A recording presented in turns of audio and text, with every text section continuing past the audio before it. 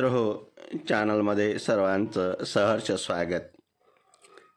क्रांती आणि प्रतिक्रांती, लेखक डॉक्टर बाबासाहेब आंबेडकर, भाग 20. एखाद्या समाजात गट आहेत की तो समाज एक संघ आहे, असा प्रश्न विचारात घेण्याची गरज नाही. तर समाजातील विविध गटात किती प्रमाणात सहकार्य आहे, परस्पराशी संवाद आहे, क्रिया प्रतिक्रिया आहेत, या प्रश्नांचे उत्तर शोधावे लागते. अशा गटात किती प्रमाणात विविध हितसंबंधाबाबत गटागटात सहभाग असतो, त्यांच्यात किती प्रमाणात मुक्त देवाणघेवाण असते, हे प्रश्न महत्त्वाचे असतात. कोणत्याही समाजात गट आहेत म्हणून त्याचा धिक्कार करणे योग्य नाही. जर समाजातील गट पूर्णपणे विभक्त, परस्पराशी फटकून वागणारे आणि स्वतःच्याच जीवनात गुरफटलेले असतील तर त्यांचा धिक्कार केला पाहिजे. कारण अशा एकाकी गटातूनच समाजविरोधी भावना निर्माण होते आणि परस्पर सहकार्यातून ध्येय साधणे अशक्य बनते.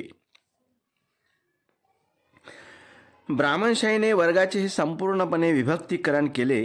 त्याने आंतरजातीय विवाहांना आणि सहभोजनांना 4 वर्गात बंदी करून ते साध्य केले.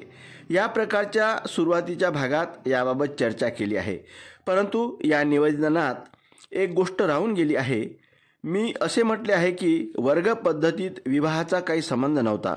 निरनिराळ्या वर्णातील स्त्री पुरुष एकमेकाशी विवाह करू शकतात आणि आंतरवर्ण विवाहाच्या आड कायदा येत नसे. असे विवाह सामाजिक नीतिमत्तेच्या विरोधी समजले जात नसत. सवर्ण विवाहाची त्यावेळी गरज भासत नसे आणि समाजही असे विवाह व्हावेत असे प्रतिपादित असे. सर्व प्रकारचे विविध वर्णातील विवाह कायदेशीर मानले जात असत. वर उच्च वर्णातील आहे की वधू नीच वर्णातील आहे, अशा प्रकारचे प्रश्न निर्माण केले जात नसत. प्राध्यापक काणे यांनी म्हटल्याप्रमाणे अनुलोम आणि प्रतिलोम विवाहात भेद केला जात नसे. इतकेच नव्हे तर त्या काळात अनुलोम आणि प्रतिलोम हे शब्दच अस्तित्वात नव्हते. हे सर्व भेद ब्राह्मणशाहीने निर्माण केले. ब्राह्मणशाहीने प्रतिलोम विवाहांना बंदी केली. वर्णावर्णातील संबंध संपविण्याच्या दिशेने ते पहिले पाऊल होते आणि त्यातून परस्पराशी फटकून वागणे आणि समाजविरोधी प्रवृत्ती यांचा जन्म झाला. परंतु प्रतिलोम विवाहाचे दरवाजे बंद झाले तरी अनुलोम विवाहाचे दरवाजे बंद झाले नाहीत. अनुलोम विवाह म्हणजे उच्च वर्णाचा पुरुष आणि कनिष्ठ वर्णाची स्त्री यांच्यातील विवाह. यांचा उल्लेख मी उतरत्या श्रेणीच्या जातीव्यवस्थेच्या चर्चेत केला आहे. अनुलोम पद्धतीच्या विवाहांना परवानगी दिल्यामुळे वर्णावर्णात संपूर्ण विभक्तीकरण झाले नाही, पण तिथेही ब्राह्मणशाहीने घृणास्पद युक्ती काढली. ही युक्ती किती घृणास्पद होती हे पाहण्यासाठी मुलांच्या दर्जा ठरविण्याबाबतचे नियम काय होते हे पाहणे आवश्यक आहे. अगदी प्राचीन काळापासून मुलांचा दर्जा ठरविताना त्याला पित्याचा वर्ण दिला जाई. अगदी प्राचीन काळापासून मुलांचा दर्जा ठरविताना त्याला पित्याचा वर्ण दिला जाई. आईचा वर्ण महत्त्वाचा समजला जात नसे, हे खालील उदाहरणावरून स्पष्ट होते. शंतनू पिता हा क्षत्रिय होता. त्याची पत्नी गंगा म्हणजे आई शूद्र होती आणि मुलाचे नाव भीष्म हा क्षत्रिय वर्णाचा होता. शंतनू क्षत्रिय हा शूद्र कोळी या पत्नीशी मत्स्यगंधा नावाशी विवाह करून त्यांच्यापासून विचित्रवीर्य नावाचा मुलगा झाला आणि त्याला क्षत्रिय वर्ण प्राप्त झाला. पाराशर हा ब्राह्मण वर्णातील होता आणि त्याची पत्नी मत्स्यगंधा ही शूद्र वर्णाची होती आणि त्याच्यापासून झालेला पुत्र कृष्णद्वपायन हा ब्राह्मण वर्णाचा वर्ण त्याला प्राप्त झाला. विश्वामित्र हा क्षत्रिय वर्णाचा होता. त्याची पत्नी शर्मिष्ठा ही आसुरी वर्णाची होती आणि त्याच्यापासून झालेला मुलगा धृत्य याला क्षत्रिय हा दर्जा मिळालेला होता. जत्कारु हा ब्राह्मण वर्णाचा होता. त्याची पत्नी जत्कारी ही नाग अनार्य होती आणि यांच्यापासून झालेली मुलगी असिता हिला ब्राह्मण वर्ण प्राप्त झाला होता. या नियमाला पितृ सवर्ण्य असे म्हणतात. या पितृसवर्ण्य नियमाचा परिणाम अनुलोम प्रतिलोम विवाह पद्धतीवर काय झाला हे पाहणे योग्य होईल. प्रतिलोम विवाहावर याचा झालेला परिणाम असा की उच्च वर्णाच्या स्त्रीचे मूल त्यामुळे कनिष्ठ वर्णाच्या पातळीवर ओढली गेली. अनुलोम विवाहावर याचा अगदी विरुद्ध परिणाम झाला. या विवाहात कनिष्ठ वर्णाच्या आईची मुले त्यांच्या पित्याच्या वरच्या वर्णाच्या पातळीवर आली.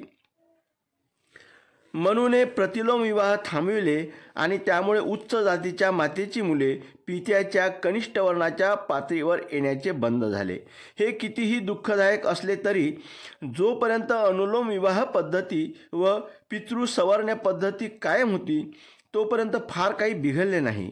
अनुलोम विवाहाने वर्णावर्णातील संबंध कायम राहिले.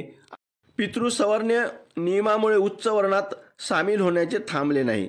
ब्राह्मणशाहीला वर्णावर्णातील संबंधाची ही दारे उघड ठेवायची नव्हती, ती बंद व्हावीत असा त्यांनी प्रयत्न केला, परंतु हे त्यांनी अत्यंत दुष्कृती होईल अशा पद्धतीने केले. याबाबत अनुलोम विवाह पद्धती बंद करणे हा सरळ मार्ग होता, परंतु ब्राह्मणशाहीने ते केले नाही. त्यांनी अनुलोम विवाह पद्धती कायम ठेवली, परंतु मुलांचा दर्जा ठरविण्याचे नियम बदलले. त्यांनी पितृसवर्ण्य नियमांच्या जागी मातृसवर्ण्य पद्धती सुरू केली आणि त्यानुसार आईचा वर्ण मुलाला देण्याचा नियम केला. या बदलामुळे जातीजातीतील आपापसातील संबंध संपले आणि केवळ कनिष्ठ वर्णाच्या मातेपासून मुले झाली. या कारणाने या मुलांची जबाबदारी टाळणे वरिष्ठ वर्णांना शक्य झाले. त्यामुळे अनुलोम विवाह हा केवळ वैषयिक संबंध राहिला. कनिष्ठ वर्णाचा हा अपमान आणि एक प्रकारे हेटाळणी होती. या उलट त्यामुळे वरच्या वर्णातील लोकांना कनिष्ठ वर्णातील स्त्रियांशी कायदेशीरपणे व्याभिचार करणे शक्य झाले.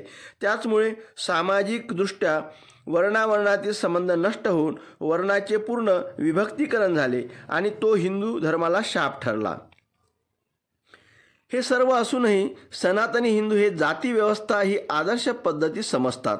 परंतु सनातनी हिंदूंनाच कशाला नावे ठेवावी? समजणारे विद्वान राजकीय पुढारी आणि इतिहासकार जाती व्यवस्था ही राष्ट्रीयतेच्या आड येते या आक्षेपांचा अत्यंत जोरदारपणे इन्कार करतात. भारत हे एक राष्ट्र आहे तसे ते समजतात आणि भारतीय राष्ट्र याऐवजी भारताची जनता असे कोणी म्हटले तर त्यांना राग येतो. त्यांची ही भावना समजण्यासारखी आहे. बहुतांश राजकारणी आणि इतिहासकार हे ब्राह्मण आहेत आणि त्यामुळे आपल्या पूर्वजांनी केलेली दुष्कृत्ये आणि त्यांनी पाळलेल्या वाईट प्रथा उघड्यावर आणण्याचे धैर्य त्यांच्यात नाही. कुणालाही विचारा, भारत हे राष्ट्र आहे का? आणि ते एका सुरात होय असे म्हणतील. असे म्हणण्याची कारणे विचारा.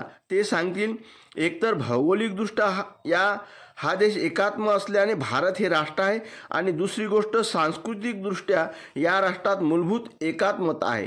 हे सर्व वादासाठी मान्य केले तरीही या सर्व संदर्भावरून भारत हे एक राष्ट्र आहे असा निष्कर्ष काढणे म्हणजे भ्रमाला उत्तेजन देण्यासारखे आहे. कारण राष्ट्र म्हणजे काय? कारण राष्ट्र म्हणजे केवळ भौगोलिकदृष्ट्या कितीही एकात्म असलेला प्रदेश नव्हे. राष्ट्र म्हणजे केवळ समान भाषा, समान धर्म, समान वंश यातून निर्माण झालेल्या समान संस्कृतीचे लोक नव्हेत.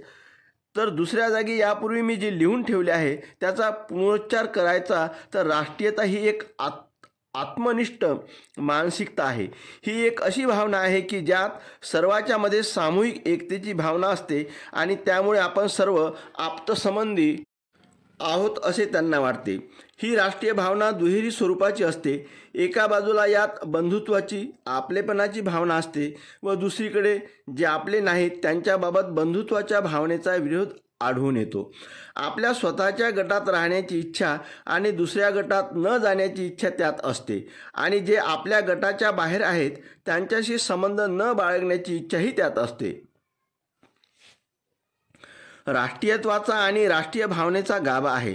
स्वतःच्या गटातील लोकातच राहण्याची इच्छा ही एक मानसिक आत्मकेंद्रित अवस्था आहे. या भावनेचा भूगोलाशी, संस्कृतीशी, आर्थिक प्रश्नांची वा सामाजिक संघर्षाशी काहीही संबंध नसतो.